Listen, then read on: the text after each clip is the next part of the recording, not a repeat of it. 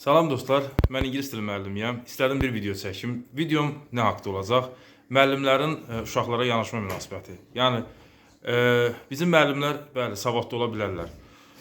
Amma məsələn nöqsanları, çatışmamazlıqları nədədir? Bizim müəllimlərin bir lisə nöqsanlarından birini görmüşəm, bir neçəsini görmüşəm və biri haqqında danışmaq istəyirəm.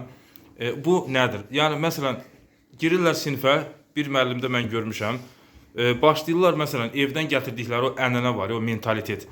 O şəkildə uşaqlarla danışmağa. Məsələn, onların o səs tembrində, o danışıq tərzində, o uşaqlara yanaşmasında məsələn mən onu hiss eləmişəm.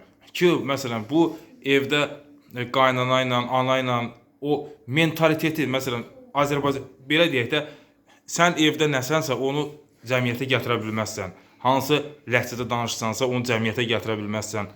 Onu sinifə gətirə bilməzsən. Çünki bura sinifdir, bura təhsil ocağı. Sən bir uşaq yetişdirirsən, sən bir insan yetişdirirsən. Bura bir dövlət binasıdır, özəl binadır. Nə bilim, burada təmiz başqa bir apavadır da.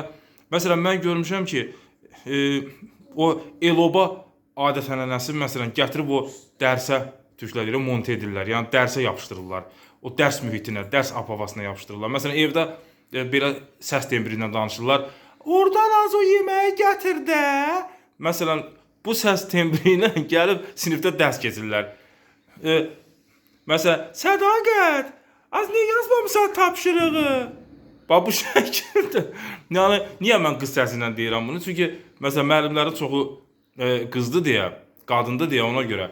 Yəni, mən bunun çox əleyhinə olmuşam. Məsələn, bu nəyə oxşuyur? Tutaq ki, hansısa bir rayonda məxsussan, hansısa bir şivə, hansısa bir ləhcədə danışırsan, hansısa bir dialektdə danışırsan və o dialekti gətirirsən, efirdə, xəbərlərdə istifadə edirsən.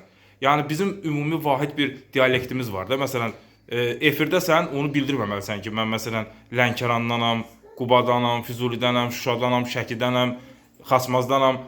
Bir, belə deyək də, bu Azərbaycan dilinə aid bir, nitq mədəniyyətinə aid bir mövzuda bir ləhcən olmalıdır və bütün insanlar hansı rayondan olmayaraq o ləhcədə danışmalıdırlar.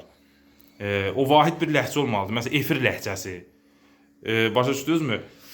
Gedirsən parka, parkdakı ləhcə, dərs deyirsən tədris mərkəzindəki danışıq tonu, tərzi, nitq mədəniyyəti, uşaqlara yanaşma münasibəti və nəzərə alsaq ki, indiki dövrdə də gənclər, yəni müasir gənclərdir. Yəni belə deyək, TikTok, Instagram nəsli, süni intellekt nəsli. Yəni bizim hal-hazırdakı o mentalitet qətiyyən onlara uyğun deyil, o cür danışmaq. Məsələn, mən bir həmkarlarımdan birini görmüşdüm. O qadın müəllim idi. Sinifə girdi, mən çöldən onun səsini eşitdim. Yığışdırın, hamınız oturun. Sədaqət, sən nə eləmirsən? Xeyr, mən bunu eləməyəcəm. Yəni belə olmaz. Yəni bu qətiyyən yol verilməzdir. Ona görə mütləq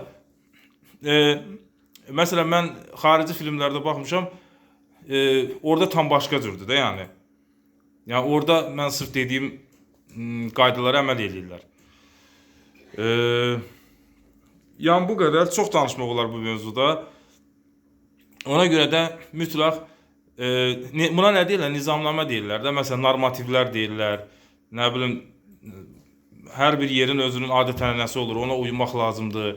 Hər bir mühitə uyğun davranmaq lazımdır. Bu demək deyil, qeyri-səmimilik. Xeyr. Səmimilik lazımdır. Və bir də ki, girirlər sinifə məsələn qışqıra-qışqıra. Və yaxud dediyim məsələ. Evdə qaynana ilə, ana ilə nə cür danışırlar, sonra girib sinifdə tətbiq edirlər. Yəni o hava ilə giriblər sinifə. Yəni bu sən sinifə girirsən, artıq burada başqa söhbət başlayır. Burada bir nəsil yetişdirirsən.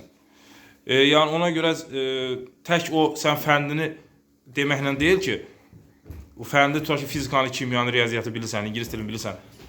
O fəndini uşaqlara başa salanda çıxartdığın o səs, o sənin başqa mədəniyyətlərin də orada ortaya çıxmalıdır.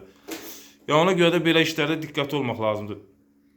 Bir də ki, bizim müəllimlərdə çox vaxt bir diktə eləmək var. Məsələn, girir sinifə qışqırır. Mən girəndə susmağa üstünlük verəməmişəm. Mənim dərs metodikam odur ki, daha çox tələbə danışsın. Mən susum, daha çox tələbə danışsın, tələbə özü rahat hiss eləsin. Yəni belə olmalıdır. Yenə deyirəm, bax burada da bizim Azərbaycan mentaliteti rol oynayır. Evdə nəsə onu gətirirlər. Evdə həmişə görüblər ki, böyük qışqırıb, böyük söz deyib, "O eləmə, bunu eləmə, hu, hə." Və bu demokratik ölkələrdə belə şey olmur, demokratik cəmiyyətlərdə. Bizdə qorxu cəmiyyətləri, cəmiyyətdə bir qorxu yaradılıb ki, yəni böyük, kiçik üzərində qorxu. "O, bunu eləmə, bunu eləmə." Bunu da gətirir bu qızlar, gəlinlər xüsusilə.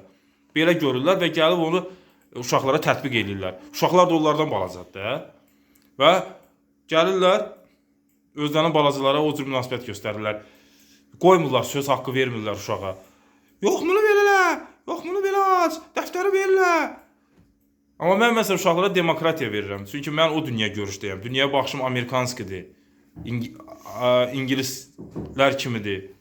Deyirəm ki, uşaq danışsın daha çox. Mən sinifə girəndə sinifin bir rəsmini çəkirəm ümumi, filmini çəkirəm. Uşaqlarda rahatlığı yaradıram, mənlə dost kimi. Belə eləyəndə çoxu belli. Ya o elə dolanda deyir səndən, xeyr, heç də qaçmayıblar məndən. Əksinə o müəllimlərdən qaçıb mənim yanıma gəliblər. Birinci dost olmaq lazımdır sinifdə. Sinifə girən kimi birinci müəllim susmalıdır. Uşaqlar danışmalıdır. Uşaqlar bir belə o enerjilərini atmalıdırlar, boşalmalıdırlar, soymalıdırlar, yorulmalıdırlar. Ondan sonra müəllim başlamalıdır. Müəllim bir o sinifdə bir kəşfiyyatçı olmalıdır ki, görək hardan başlayaq, hardan giriş eləyək, necə eləyək, nə cür eləyək.